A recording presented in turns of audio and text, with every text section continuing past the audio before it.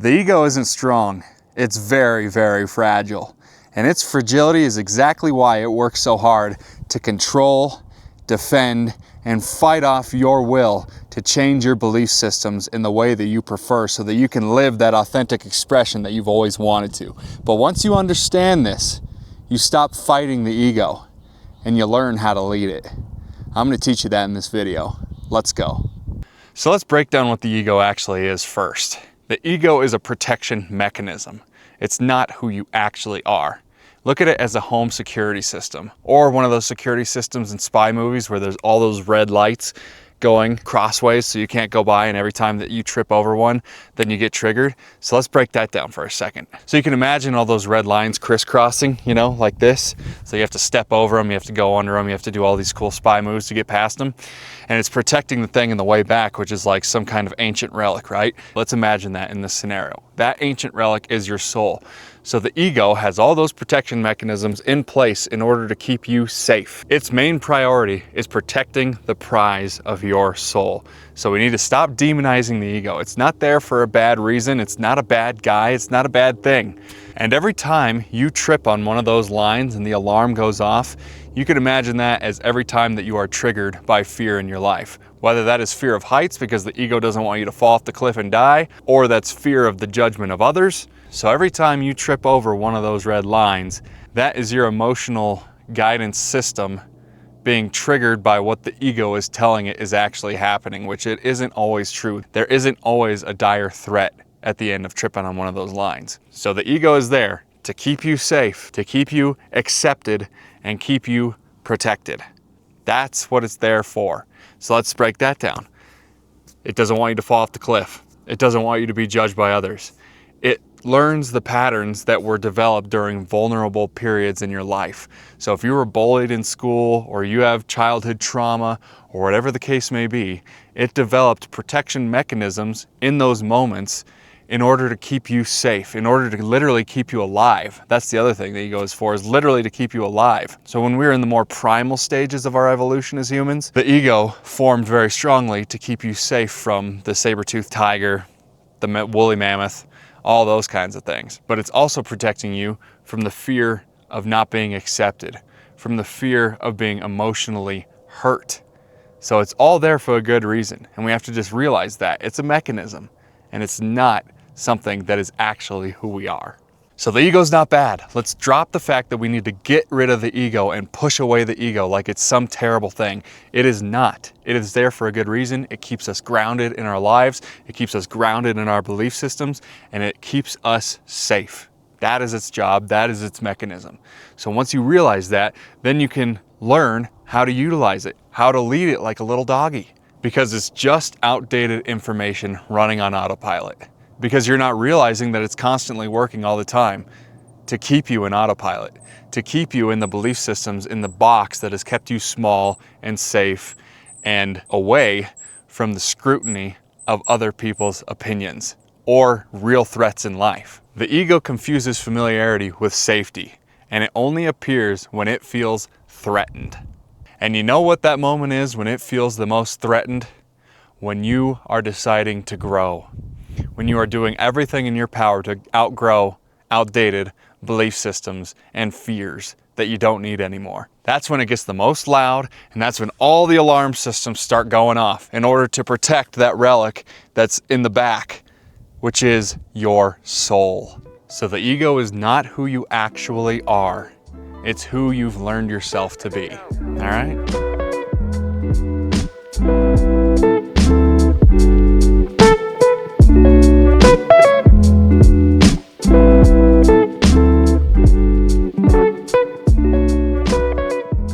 The ego becomes very precarious when it thinks it's in charge. That's why it causes so much damn chaos when it thinks it's the one that's running the show. But it's not.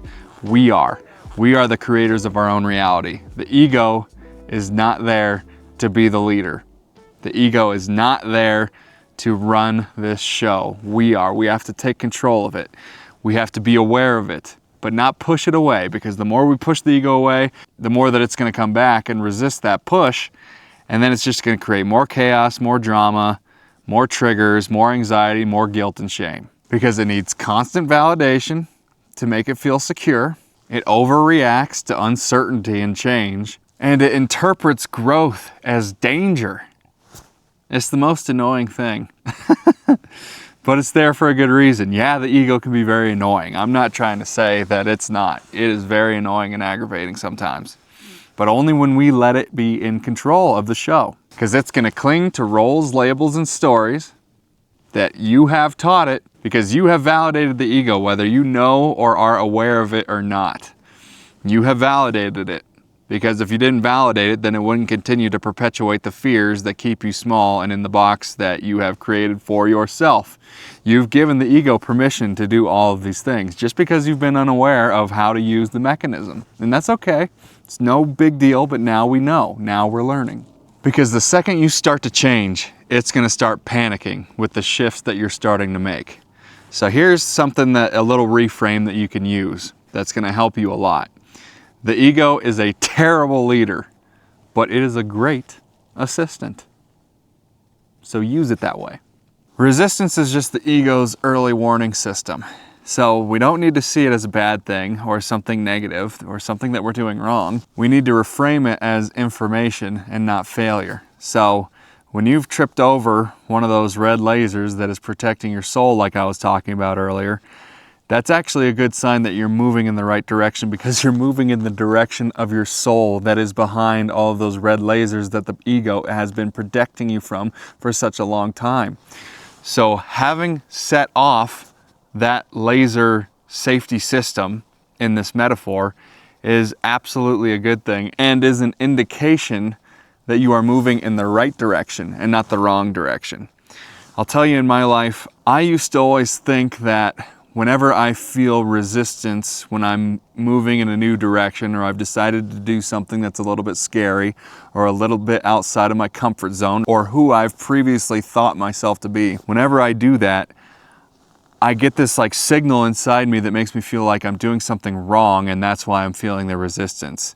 That I'm doing something that God thinks is evil, or something that the devil has placed in me as a trap, that if I move in that direction that feels better is actually a trap, because what feels better is actually the way the devil gets you into its little web and keeps you away from God. That is what I used to think. And it's taken me a long time to reframe this and know that that is not the case, because we're never doing anything wrong. In an unconditionally loving universe that we are in, there's nothing that we could ever do that is wrong. There are things that we can learn from and lessons to be learned, but nothing that we ever do wrong. So I just want you to know that deeply in your soul, that when you're tripping over those red lasers that then trigger a warning system in your emotional guidance system that makes it seem like you're doing something wrong or inappropriate, know that that is actually a good sign, and that is a signal that you are moving in the right direction and not the wrong direction. You're not doing something wrong, you're doing something right, because you're moving towards your soul. So the resistance you feel doesn't mean stop. It means keep going. You're going in the right direction. It was absolute hell getting up here, but man, it's always worth it. Whew. Just came all the way from down there, that little open space. I'm telling you, this is way steeper than it looks. But we made it.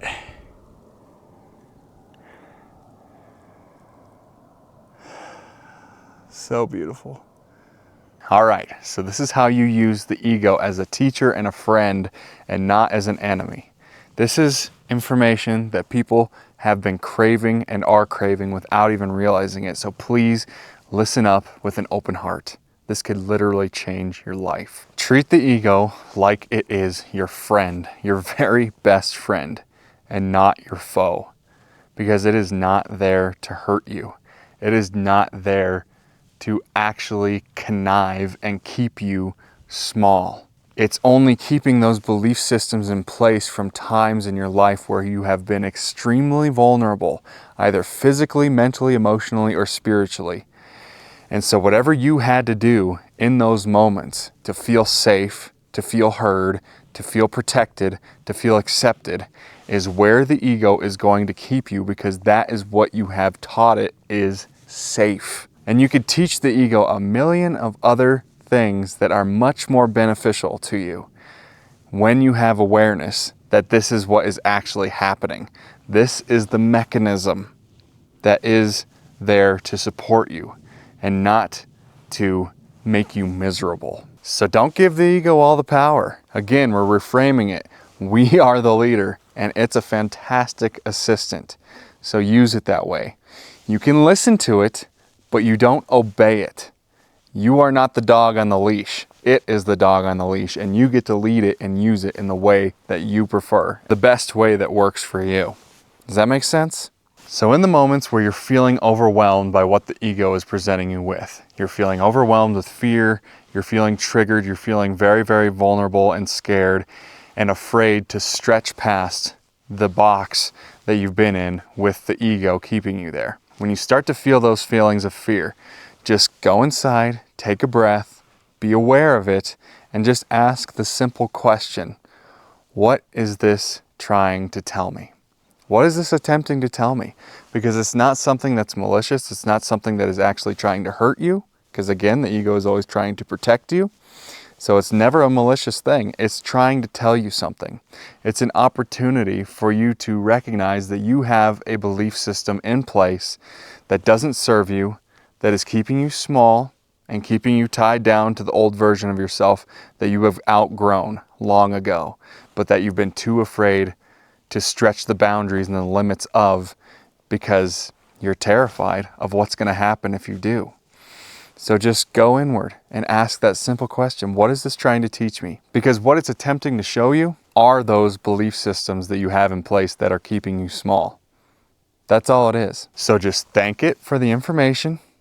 Literally, just thank it. Say, thank you, ego, for showing me this part of myself that I've been repressing and unconsciously expressing over and over again to the point where it feels so normal and like who I am, and making you feel like you're not allowed to go past that. You're not allowed to change. You absolutely are. Let this be the video that gives you permission to change in the way that you truly desire. Because it's just an opportunity. When that ego's triggering you and putting you in that place of fear, it's just an opportunity to choose consciously the life that you want to create for yourself. The physical expression that you want to show the world. That is who you are. Your gifts. So let your awareness lead while the ego supports and follows your every command. Because you are the one in charge, my friends. Because when the ego feels heard, it stops all the kicking and screaming. Because it feels heard, just like a human. When we feel heard, we stop the kicking and screaming. And it gives us the opportunity to be present with ourselves and with others and with the world and with our reality in such a way that we can then move forward in the direction of our choosing. So my friends, you do not need to get rid of the ego in order to set yourselves free. You just need to stop giving it so much control and power over who you decide to be. You are the creator of your own reality. You are creation itself, and what you say goes. You are the boss. So start acting like it. Guys, if you have made it this far in this video, smash that like button and subscribe to this channel. I love you so much. Thank you for being along on this journey with me. And until next time, these are the times, baby.